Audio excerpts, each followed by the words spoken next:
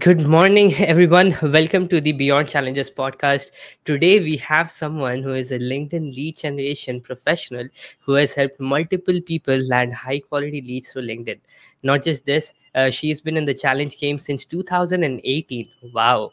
And she's done more than 40 challenges and generated over £3 million in revenue over the years. She's still doing challenges, and I could see that she's having one on March. More on this in this upcoming episode. And she's also big on masterminds, so it will be so fun today to host her. I can't wait anymore, so let's welcome Helen Tudor. And thank you for being here, Helen. How are you doing today?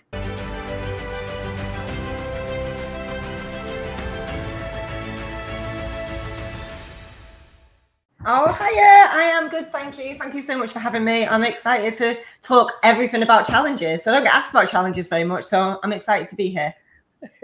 Absolutely. I could see that you said that you were doing challenges since 2018. Yeah. Wow. This was before it got viral through Russell Brunson and Pedro Adao, right?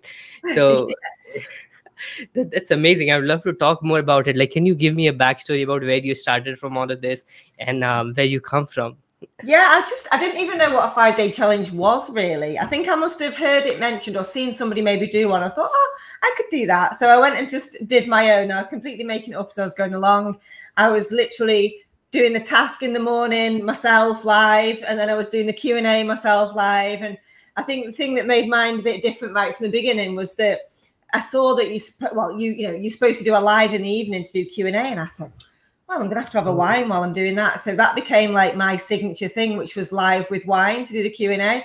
But the first one, I did everything myself. I set the group up myself. I did all the admin myself. I did let everybody in. I did all the comments, all the engaging, all the questions and all the live. So first one, I was absolutely exhausted. I think I had about, I don't know, maybe 40, 50 people in the first one. Once I'd done that first one, I was absolutely hooked, and I've been doing them ever since. Wow, amazing. I mean, like you said that you had 4 to 15 people on your first challenge. I think so. Yeah, I think about 40 to 50 people when I started online in about 2016. So I'd been online for about a year. So I'd got an audience and I'd got a small following. I think that was the most I could get together for an organic 5-day challenge. Yeah, it's good. And it was a free challenge. Yeah, my challenges have always been free. Yeah. Wow, amazing. I mean, like, when we talk about free challenges, it's like mostly what people do is they run advertisements from the beginning itself. So I would love to know more about the part where you said that you were able to organically collect a few people in. So what was it like? How did you get them in? Would you just go out on social media, let people know that you're going to do a challenge, and then you could get as many people as you could possibly get through DMs and social media content? So not so much DM. So I don't do any DMing really. So all of my stuff comes from being really, really consistent. So what I did was that I picked a name for the challenge and the topic for the challenge, and I've always kept that the same. And every time I had another one coming up, when I was just doing organic before I got into paid, it would be everything I would talk about. It was all I would post about. So I'd be posting multiple times a day on Facebook, on LinkedIn. Now I'd be doing stories and stuff, but they didn't have stories then. So posting every day, multiple times a day, probably 10, 15, 20 times a day, all talking about this 5-day challenge that I was doing and why people should join it. But really, one of the ways I got a lot of people in the early days when I had no money to spend on advertising was being a guest expert in other people's Facebook groups. So I joined other people's Facebook communities, understand what it was all about, the free ones, understand what it was all about. And then over time, I'd engage and get to know them. And then I'd speak to the owner of the Facebook group and say, could I come in and do a guest expert on LinkedIn for your audience of entrepreneurs? And I'm not going to pitch them anything, but I will talk about my free 5-day challenge. And I did hundreds and hundreds of those in the first few years. So that was really how I filled my challenges, through organic posting, referrals, because once people had done one, they'd come back and do another and bring people with them. But a big way that I kind of got in front of more people more quickly was by being guest experts in other people's groups. So it's more like you were providing a lot of value in other people's groups, and when they got value, they would just come to you and see who Helen is about, what she's doing, and all of that stuff, right? Yeah. Give them a taster. The thing is, give them a taster for half an hour, and then say, look, if you've enjoyed this, then we're doing a whole 5-day thing. And really, I mean, you probably asked me about this, but I think for me, quite early on, I understand that the 5-day challenge is an event. and you should run it like an event and an experience for people, and make people have a good time, and make it so it's like it's exciting and it's engaging and they're part of something. And I think from doing that very early on, people just loved them and then would do them again and again, but also bring people with them. And they became sort of semi-famous quite quickly, I think. Right, absolutely. So especially when people couldn't do live in-person events after COVID hit, and they were like, we have to go on online, do virtual events. And that's when Tony Robbins did his first one with her name is Barry Baumgartner. And she was big on virtual events, and that's when challenges actually started to roll on it mainstream. So like before this, were you doing like any in-person events through which you got an idea to how about let's just go out and do it virtually rather than doing in-person? I have done in-person events, but most of my stuff was just online and building online communities. And the challenge was, for me, was a really good opportunity to condense everything I knew into a short, week's worth of training. But yeah, during COVID, we did. I mean, the first lockdown, I think we did 3 or 4 back to back because we didn't know what to do. No one else knew what they were doing. So that was just something that we did so that we had this kind of thing going on. So every night I'd be doing live with Brian and be chatting and doing Q&A on LinkedIn and stuff. And we had a really good run with that. And I think people enjoyed the routine of I've got something to do every day. So yeah, lockdowns are really good for us in terms of like getting more people onto challenges. But before that, it wasn't that we'd done particularly stuff in person, but I had been building up this online community and being really active in other people's groups.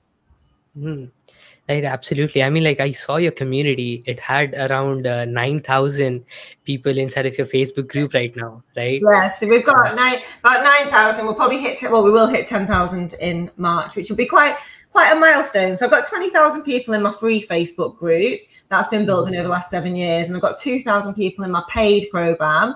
So it'd be really nice to tick into 10,000 in the challenge. Yeah, we normally add about 1,500 to 2,000 people every time we run a challenge. So. Wow, that's a really good number. And out of those 1,500, how many would show up on each day of the challenge? So, show up live. So when we get, so I'm just thinking about the last challenge that we did. So we had 1,500 registrations that were new, and we had about 1,200 of those actually joined the Facebook group. And on day 1, we were between 200 and 300 on the live. Day 2 was around 200. Day 3 was around 200, and then day 4 and 5 was just underneath the 200. I think we finished on about 150. 175 or something on the Friday live, which I was pretty happy with. Yeah, I mean, like 10% show up on the last day of a free challenge. That's good numbers. And I think it's all about how you consistently engage them in one group, right? So you have one group where you do all of your challenges. So we do now. We used to do pop-up groups every time, but we moved to just using one group about 2 years ago. I see. So before that, you had more people coming onto your challenge. So that's really interesting. Like before we get into all of those numbers and all of that stuff, so can you tell me a little bit about your LinkedIn journey? Like how did you become a LinkedIn expert? Not something I wanted to be when I grew up, to be honest. It wasn't something that I thought I would definitely want to be. LinkedIn was just really good for me. When I used to run a digital agency and I got all my clients from LinkedIn, and I didn't know how to use LinkedIn when I started using it. But I just knew that at the time, I was in a lot of personal debt. I had problems with my mental health. I had 2 very small children. I was a single mum. So when I first started using LinkedIn, it was because I couldn't get to in-person stuff. I couldn't afford it. I couldn't face it. And logistically with the children, I couldn't get to it. So I was looking for online networking, and LinkedIn sort of came up in a Google search. And I thought, oh, well, this makes sense. This is going to help. This is maybe how I'm going to get in front of clients. And I didn't know how to use it. I've never had any training on how to use LinkedIn. I've never read a book on it. I've never been on a course about it. I just used it in a way that made sense to me, which was have my headline and profile as a landing page for my ideal clients, and then get people to come and look at my profile. So growing my audience every day by adding new people, engaging with my audience by commenting on other people's stuff, and putting out posts for my audience, selling to my audience, basically, every day. So that's what I sort of did. And then when I realized a few years into my agency, when my clients were all coming to me on LinkedIn, so I don't do any DMing on LinkedIn.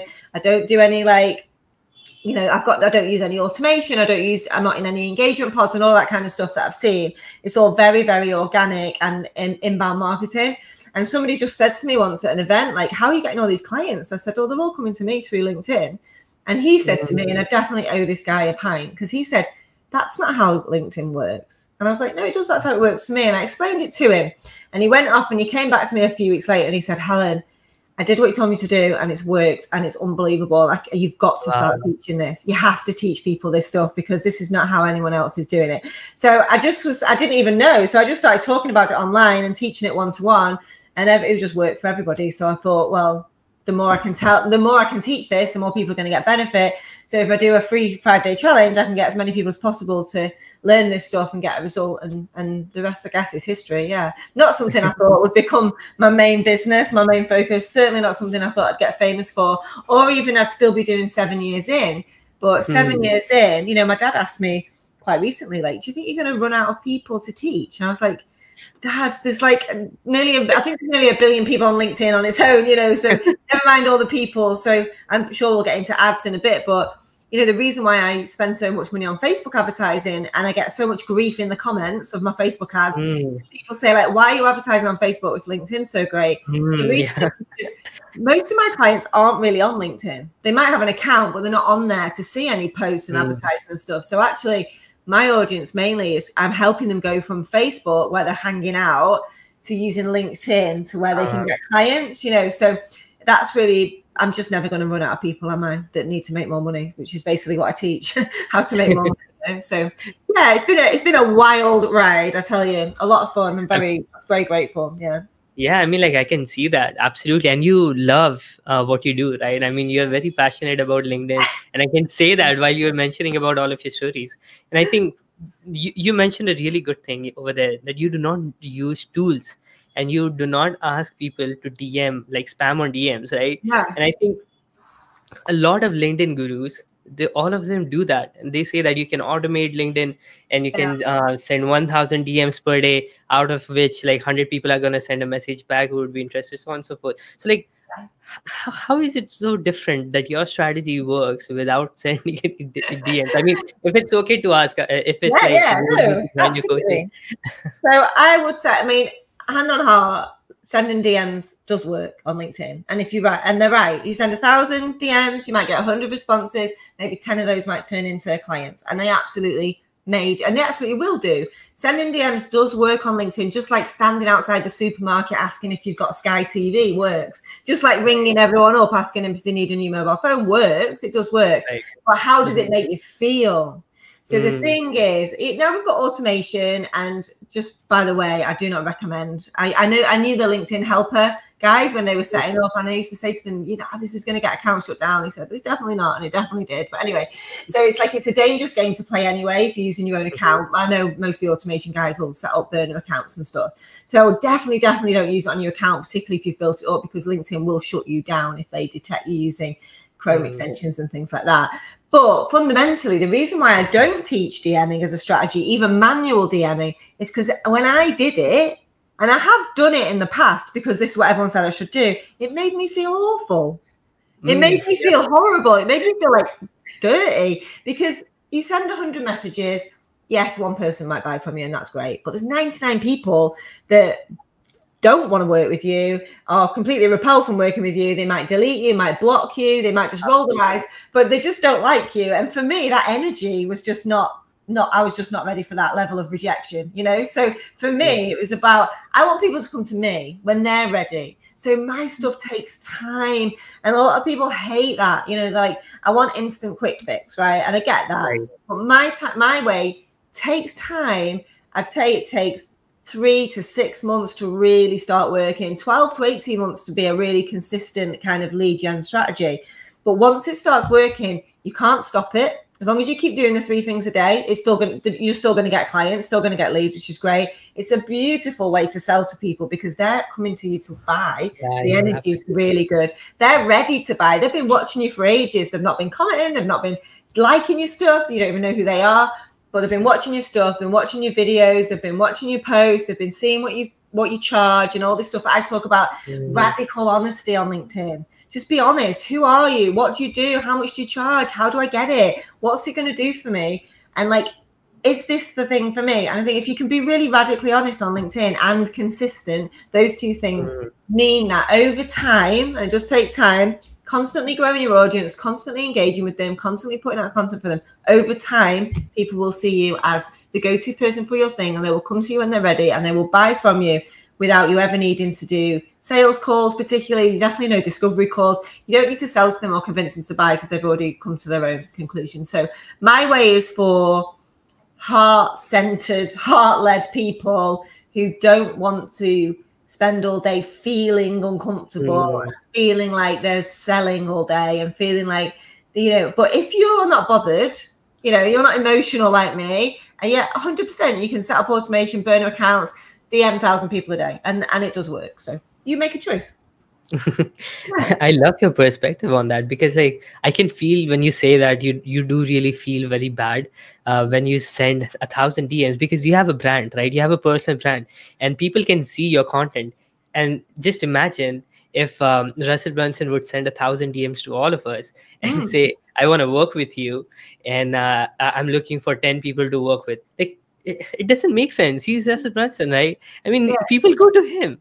Right? If people you want go to him. Yeah, exactly. It's a position thing, isn't it? I don't DM people because people DM me. And it's like, you know, that's to me. Now, I do DM people sometimes. So say I do a poll.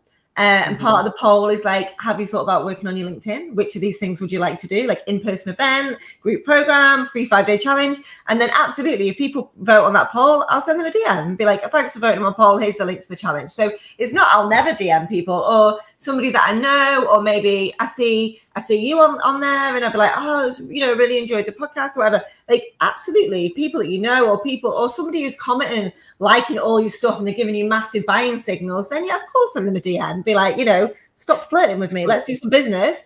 But just day to day, we don't DM everybody that we ever see on LinkedIn, because it's just going to burn you out, in my opinion. Other opinions are available. Absolutely. I mean, like, as long as they agree and they show interest to you, right? Yeah. So, I mean, like, with this LinkedIn thing that you're doing right now, when you first started with your challenges, what was your offer back then? Like, Same as now.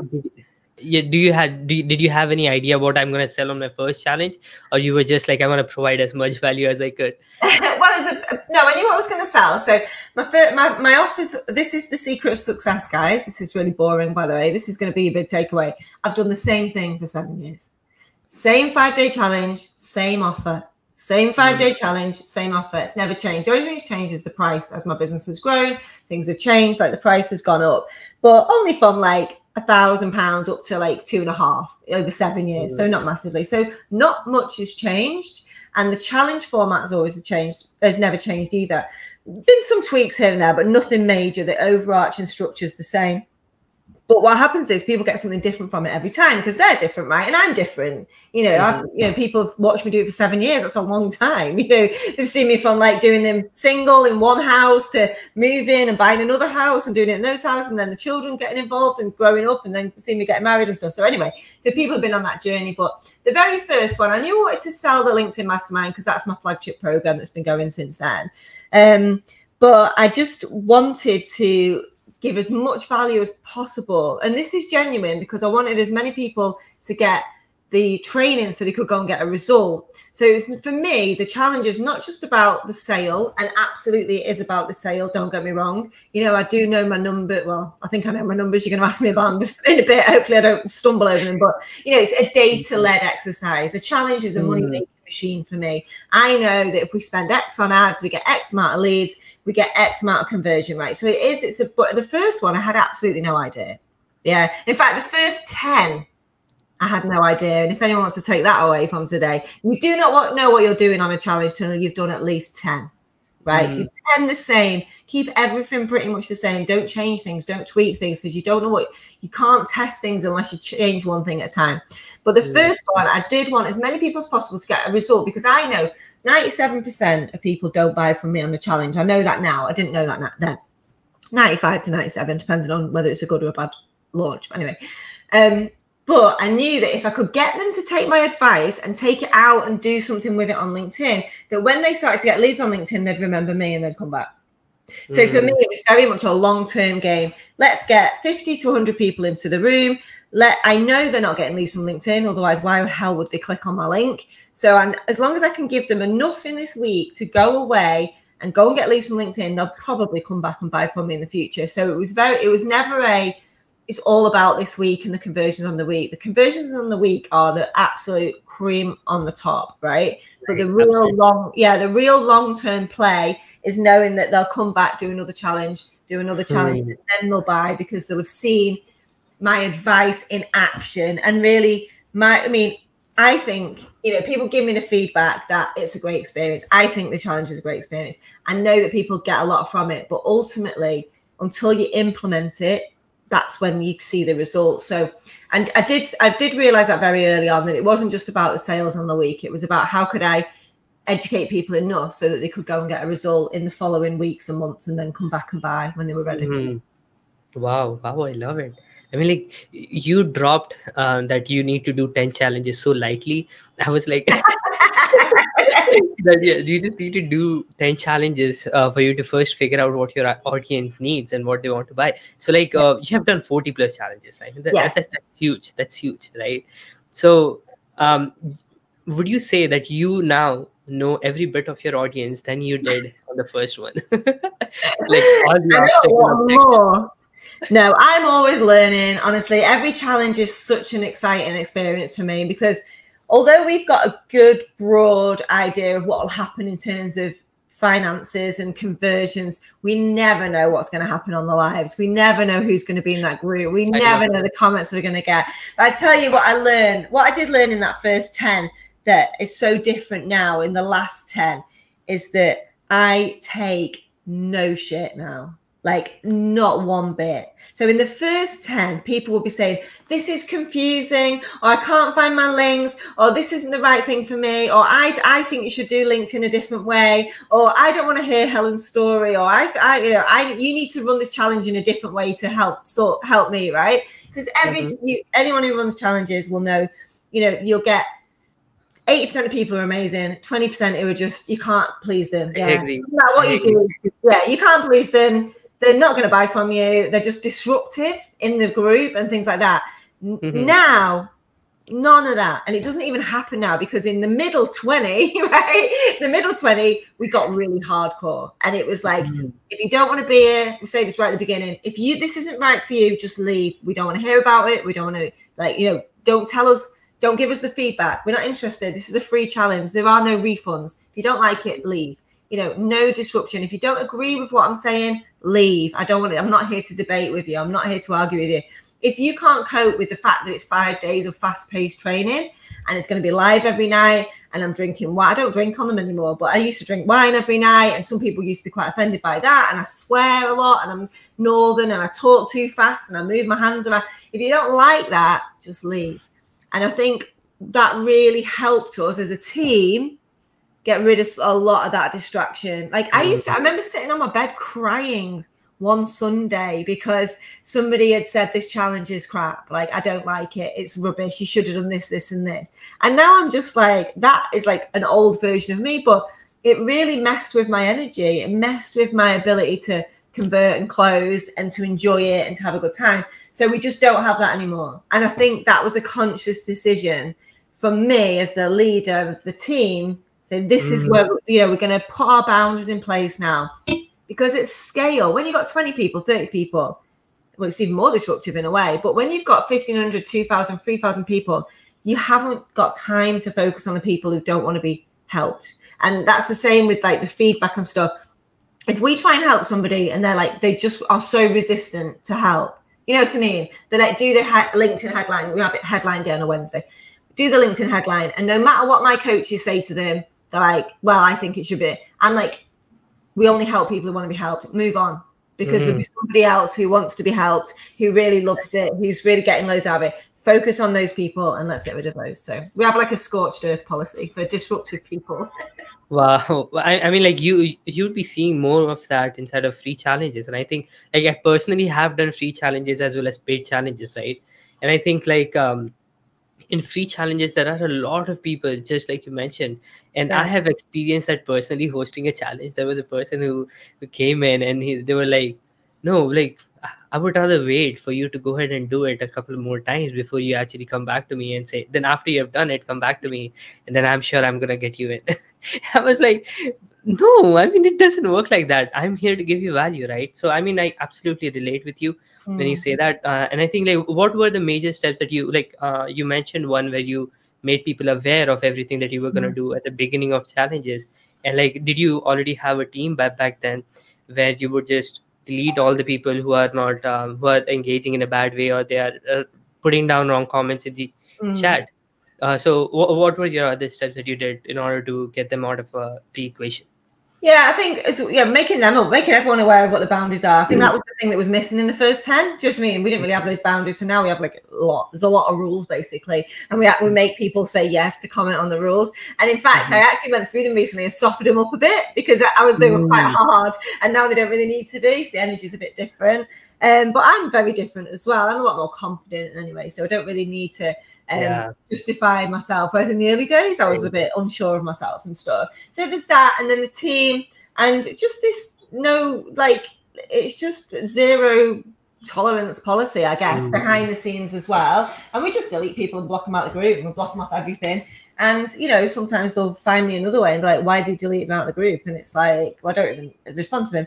But we're just very efficient and ruthless with our time and energy, so we can focus on the people who want to be there and want to help. But I don't know how I would manage in a paid challenge. I've never done a paid challenge, so I don't know, but I imagine that's got a slightly different energy because people have paid to be there and then they feel like they're entitled to a certain whatever. But hey, I've got many challenges of paying customers as well, so I suppose it's the same thing. Yeah, it would be much easier for you, I'm sure, because you have done so many free ones. And but yeah, absolutely. I mean, what I've seen you do as well is like, you are big on masterminds, right? When you say that I'm going to do one day mastermind, I'm going to get 5 people in and we're going to sit together, do the mastermind together. So you love them, right? You've been consistently doing it for like 6 months. Like you do one every couple of months. We do one every couple of months. I did them all of last year and all of this year, and I did some the year before as well. So yeah, it's like it's embedded into my kind of things. I just love the in-person, 5 people in a room, getting the lunch, we go for a Chinese after. The energy in the room, I just love it. It's not a massive money spinner for me, but it feeds my soul, and I know people get absolutely tons out of it. So yeah, we do the in-person masterminds as well, yeah, which is cool.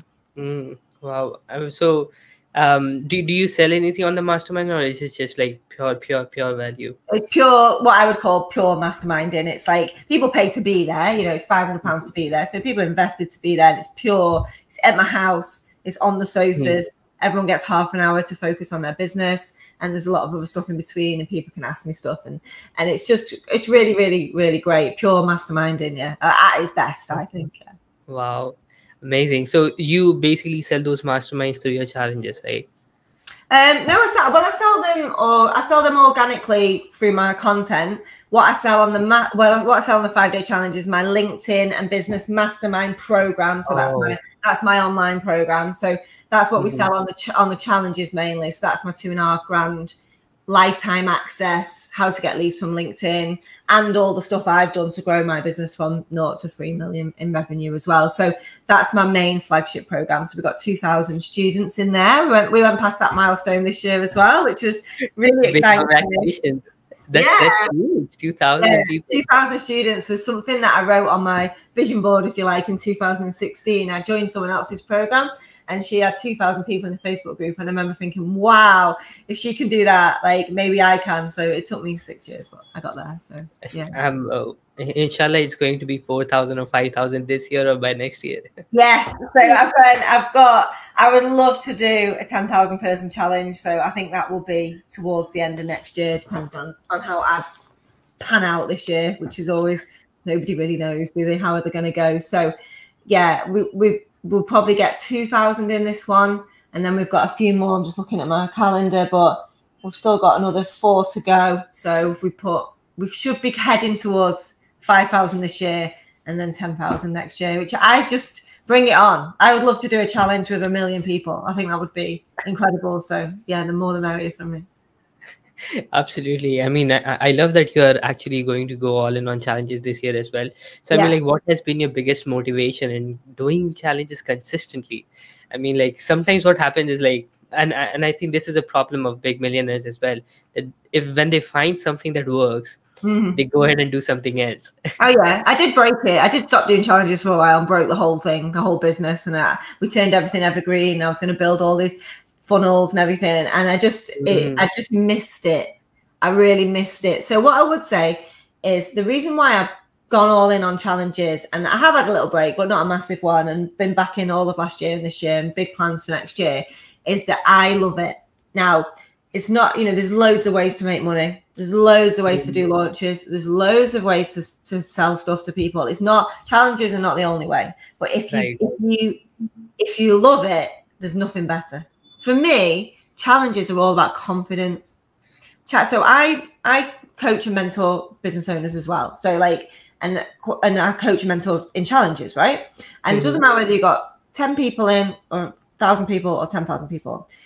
As long as you put your heart and soul into that challenge and you show up, like there's 1 million people watching and you're getting paid £1 million, the people experience it, can feel it. So it's all about your energy. And when people can feel your energy in a challenge and they give you the most amazing feedback, it gives me goosebumps, like literally now. So think about when you're on a live and people are going, oh my God, like the pennies just dropped. And I'm saying the same things I've been saying for years, right? Nothing groundbreaking in my opinion, but to them it's like the first time they've heard it, or it's the first time it's landed, and they're like, oh my God, I've just realized this. And we have this like light bulb emoji sort of thing. So when people get a light bulb, so like light bulb emojis going off in the comments, and people say, I've just realized that I'm totally underpricing. I've just realized that I need to change my other client. I just realized that I need to ditch my business. I tend to help a lot of people completely burn their businesses to the ground and start again, right?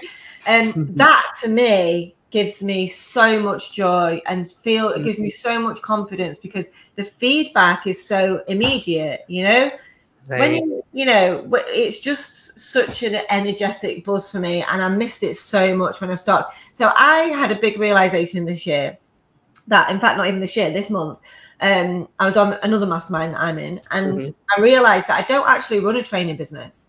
I have a training program and a group program, but I actually run an events business. I run an events business that runs 6 events a year, and the whole team get behind it. People all, and thousands of people experience these events, and my heart and soul goes into those events. It's like, and I said, it's like I'm Beyonce and I'm going on tour. It's like that level of, when I look at my calendar, I'm like, this is my world tour. This is my year's tour. These are the days I'm going to be on stage, and I've got to bring my best self to that. So what's that's actually done for me? And I know I'm in a privileged position. I've got a team, I've got revenue, and I get that. Not everyone has this position. But what it's made me realize is that actually I can take more time off, and I should take more time off in between launches to really rest, relax. I'm really into like fitness, my kickboxing, and so I don't feel guilty when I'm training, when I'm at the gym, when I'm taking some time out, where I have a lie-in, like whatever, like, because I've got to rest, because I've got to bring this like showbiz moment, 6 times a year. So that was a big realization for me, and hopefully somebody listening is like, you don't have to be on all year round if you're running big launches. You can, if you're doing challenges, got to bring your best self to it. You don't want to burn out, because I think that's what happens with a lot of people is when I coach people, they normally come to me because they're saying to me, challenges don't work. And when challenges don't work, it's not the challenge mechanism that doesn't work, because we know it works, we can see it works. It's that they can't get in the right energy to make it work. So sometimes it's about the structure. I have a very strict process and structure to my 5-day challenges, which works really well. Could it be different? Could it be better? Possibly. Do I not want to break it? I'm not breaking it. So I'm not messing with anything. I'm sticking with it. It works, right? It's a money-making machine. I put X amount of money in, I get X amount of money out. But for other people, they haven't got that process in place. They haven't got that structure, and then they burn out because they don't really know where to focus their energy most. So that's another thing is, for me, success in challenges, again, having done so many, comes down to having a structure and putting your absolute heart and soul into the bits that only you can do. So the lives, basically. Absolutely. I relate to you so much. I'm like, I'm taking all of this in, and I'm like, I can feel you when you say that people have a transformative experience through a 5 day challenge because they have never heard this what we are giving out. And I can say that because I host challenges, right? I also come on stage and host them, and when people share their feedback, sometimes they cry, Yeah, right? And yeah, of we could course. see them crying, a grown man crying, and that's a big thing. I mean, Yeah, when they are at that stage, they realize that I haven't felt like this anywhere else, and if I can feel this before I even paid the person, then I can, yeah. like, I can just only imagine. This is actually it. This is why challenges work so well, is because I don't think there's anything else on earth that can give people that level of intimate experience with you before they buy, and you not have to give everything to one person at a time. So you're Mm, doing the one to many, like you're doing this for all of these people, but in a structure that really works for them. They're having their own personal mm, experiences. So on the Monday of my challenge, I always talk about when the voice notes. So for me, when I teach people this stuff, they take it away, and then there's a gap. There's a gap of silence. Usually, they either buy from me or they don't, and then I might see them around. But then I get a voice note, and it's like, Helen, I've just took my son on holiday for the first time. I'm on the steps of the airport, on the aircraft. I need to let you know I'm crying because I never thought this would be possible. And when I did your challenge 2 years ago, you asked me what I would spend my money on if I made my money from LinkedIn. And I said a holiday with my son, and I'm on it. And I need you to know. wow, wow.